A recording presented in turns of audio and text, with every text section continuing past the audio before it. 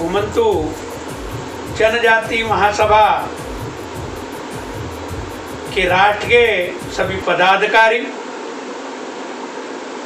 एवं सभी प्रदेशों के अध्यक्ष, जिला से लेकर ब्लॉक लेवल तक के सभी अध्यक्ष एवं कार्यकर्ता मित्रों, आप सबको मेरी ओर से बहुत बहुत बधाई। मित्रों, अभी हमने हमारा राष्ट्रीय विमुक्त घुमंतु जनजाति महासभा का गठन कैसे हुआ और क्यों हुआ। साथियों, हम लोग, हमारे साथी माननीय हरिभाऊ राठौड़ जी, माननीय गोपीनाथ मुंडे जी, माननीय प्रमोद महाजन जी, इनके नेतृत्व में ये विमुक्त और घुमंतु जातियों को सामाजिक न्याय दिलाने की लड़ाई, इनको विकास से जोड़ने की लड़ाई महाराष्ट्र से शुरू हुई। महाराष्ट्र में मित्रों, ये घुमंतु समुदाय से, बंजारा जाति से 2 मुख्यमंत्री महाराष्ट्र ने दिए।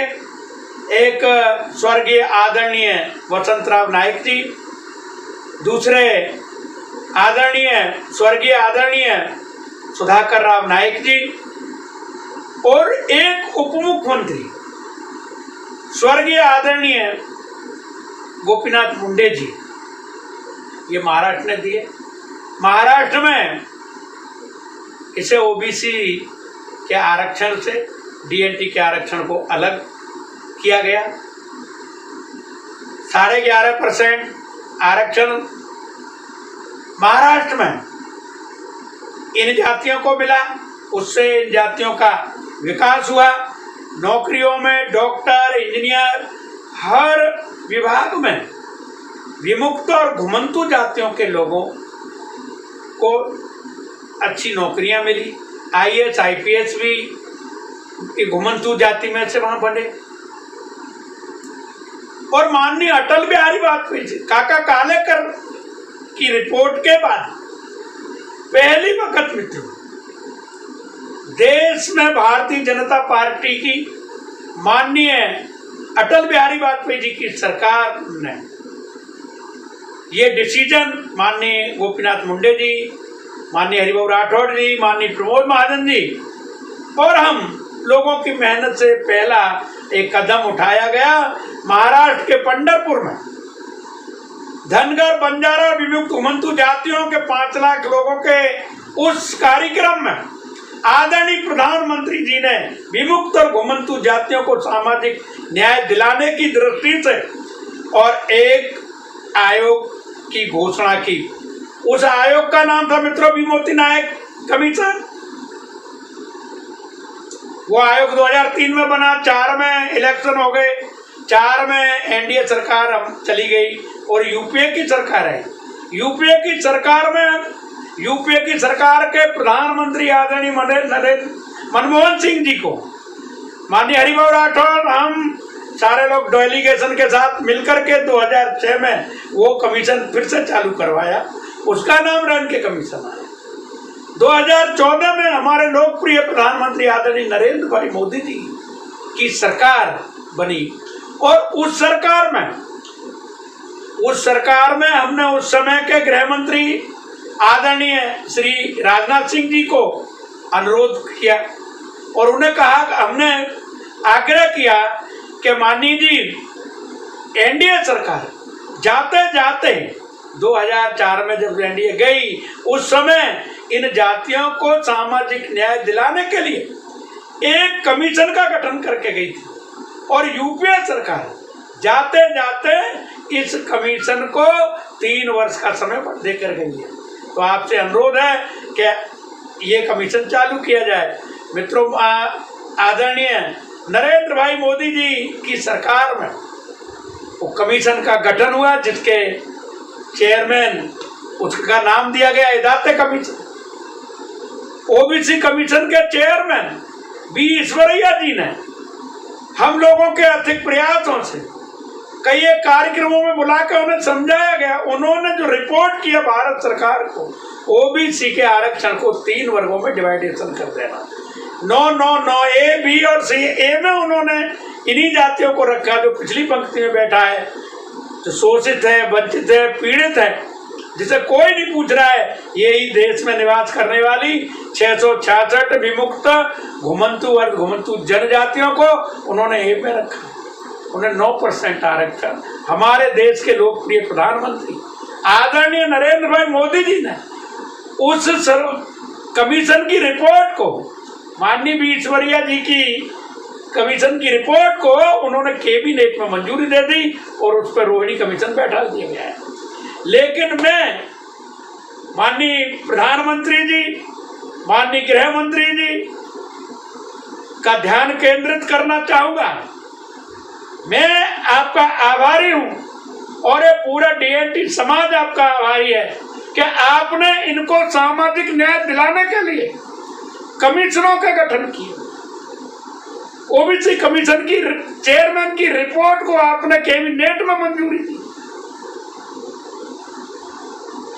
आपने इन जातियों के विकास के लिए एक विमुक्त घुमंतु वर्ग, घुमंतु जनजाति विकास कल्याण बोर्ड का आदरणीय प्रधानमंत्री जी ने गठन किया।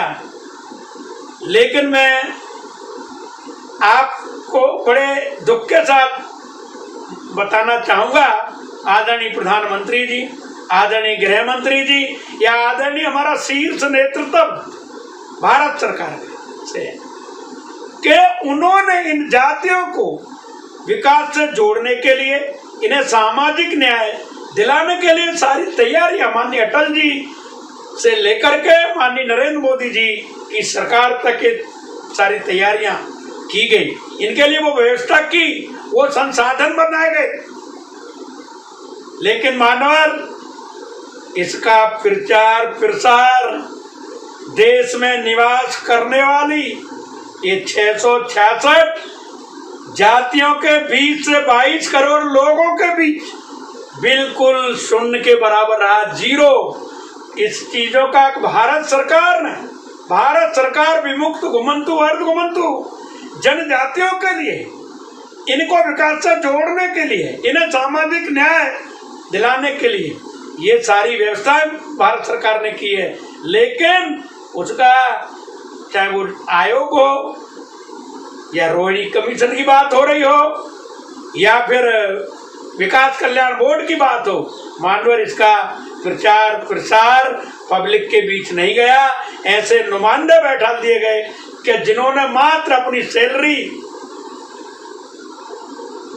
पे ही उनका चलता रहा, उन्होंने इसका कोई प्रचार प्रसार नहीं किया। और अगर इसमें इस विषय के जानकार व्यक्तियों को बैठा ला जाता तो मानवर मैं मानता हूं कि देश की 666 विमुक्त घुमंतु और अर्ध घुमंतु जनजातियों के घर घर तक ये रोहिणी कमीशन का संदेश, ये विकास कल्याण बोर्ड का संदेश घर घर जाता। मानवर 16 फरवरी 2022 को दिल्ली में सामाजिक न्याय अधिकारिता मंत्रालय की ओर से, विकास बोर्ड की ओर से मीटिंग की गई, रखी गई। उसमें 200 करोड़ रुपए के फंड का प्रावधान मात्र 22 करोड़ की जनता 666 जातियों के लिए मात्र 200 करोड़ रुपए के फंड की घोषणा की गई। उसमें भी एक पोर्टल जारी किया गया, 4 योजना, शिक्षा, स्वास्थ्य, रोजगार और आवास, 4 योजना के लिए मात्र 200 करोड़ रुपए। उसमें भी पोर्टल जारी, आज तक 2 रुपया इसमें कहीं खर्च नहीं हुआ। तो मानवर आपसे मैं पुनः फिर से एक बार अनुरोध करना चाहूंगा कि आप इस विषय के जानकार लोगों